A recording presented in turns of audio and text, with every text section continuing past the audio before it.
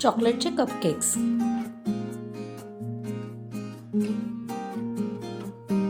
त्यासाठी आपल्याला लागणार आहे 1 कप मैदा, 1/3 कप कोमट केलेले दूध, त्यानंतर 1/3 कप पिठी साखर,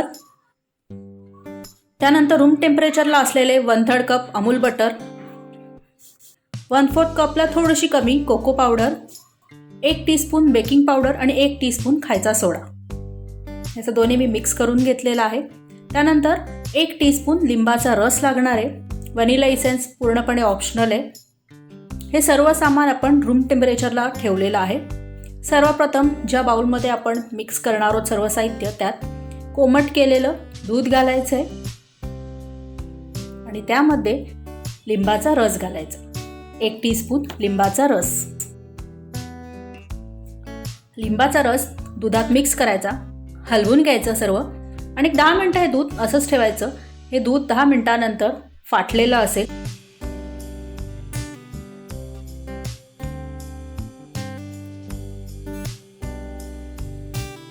हे बघा, 10 मिनिटानंतर दूध हे फाटलेलं आहे।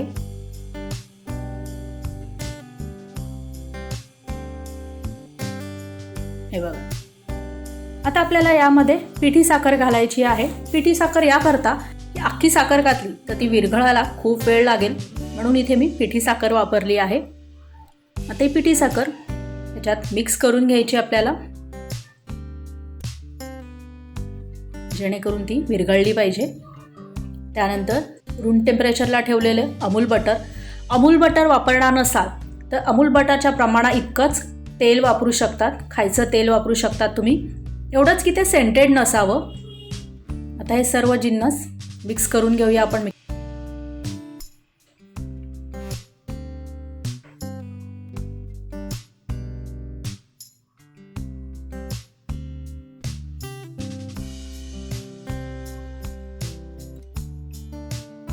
आता यात घालायचं आहे चाळलेला मैदा।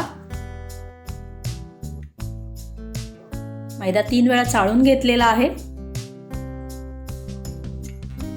आता मैदा मिक्स करून घेऊया।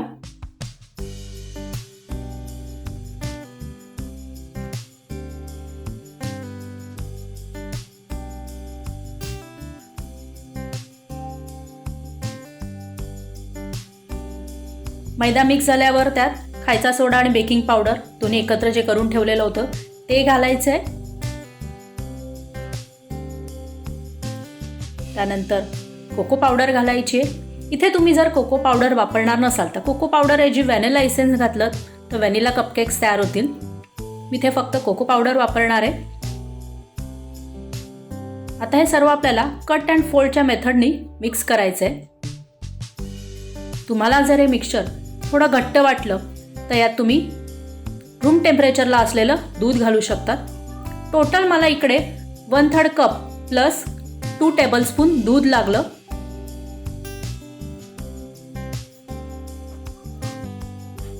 आता आपण हे कट अँड फोल्डच्या टेक्निकने मिक्स करून घ्यायचं आहे।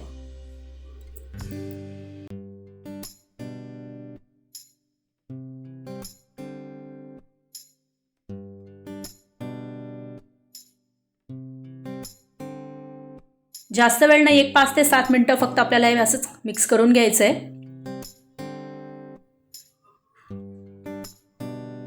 त्यानंतर माझ्या इकडे काही ॲल्युमिनियमचे मोल्ड्स आहेत तर काही सिलिकॉनचे मोल्ड्स आहेत। ॲल्युमिनियमचे मोल्ड्स मी गॅसवर कपकेक्स बनवण्यासाठी वापरणार आहे, तर सिलिकॉनचे हे ओव्हनसाठी। मी दोन्ही प्रकारे तुम्हाला दाखवणार आहे कपकेक्स कसे बनवायचे, गॅसवर पण आणि ओव्हनवरती पण, ओव्हनमध्ये पण।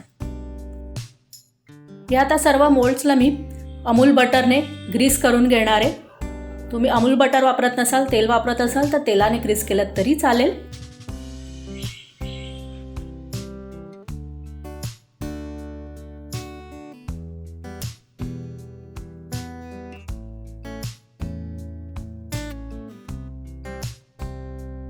इथे मी लंगरीत तळाला मीठ ठेवून स्टँड ठेवून गरम करत ठेवली आहे लंगरी।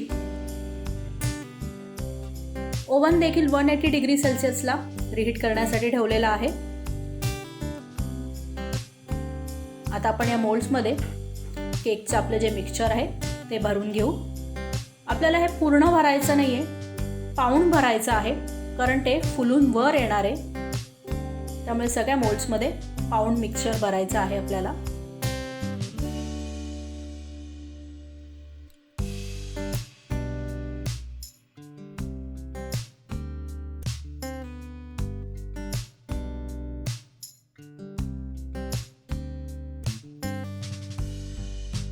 लंगरी छानपैकी गरम झाली आहे. आता त्याच्यात सांभाळून जे आपण ॲल्युमिनियमचे आहेत मोल्ड्स ते ठेवणार आहोत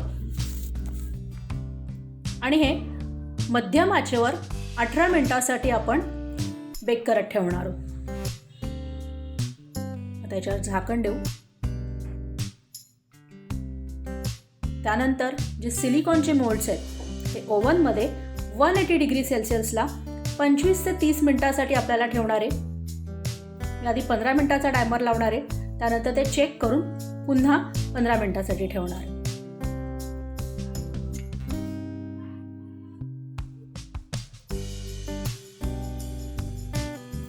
अशा प्रकारे मी आता इथे गॅस बंद करते लंगरीचा. लगेच झाकण उघडायचं नाहीये, साधारण एक 5 मिनिटानंतर झाकण उघडायचंय. हे बघा आपले कपकेक्स मस्त फुलून वर आलेले आहेत. आता हे कपकेक बेक झालेत की नाही हे बघण्याची सोपी टेक्निक आपल्याला माहितीच आहे. टूथपिकची काडी घ्यायची आणि यात घालायची. काडी कोरडी आहे याचा अर्थ आपले कपकेक्स मस्तपैकी बेक झालेले आहेत. अगदी सहज निघतात. हे बघा छान हलके आणि फुललेत आणि मऊ झालेत मस्तपैकी.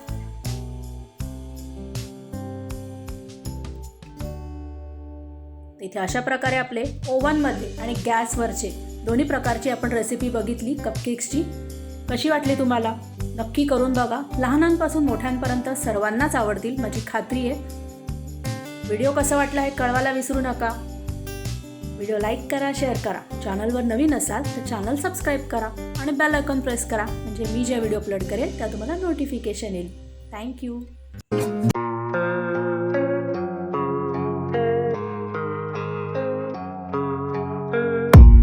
I don't really know what comes next. I'm just doing my best, even though I'm so stressed out. Everything just feels like a test that I fail so depressed.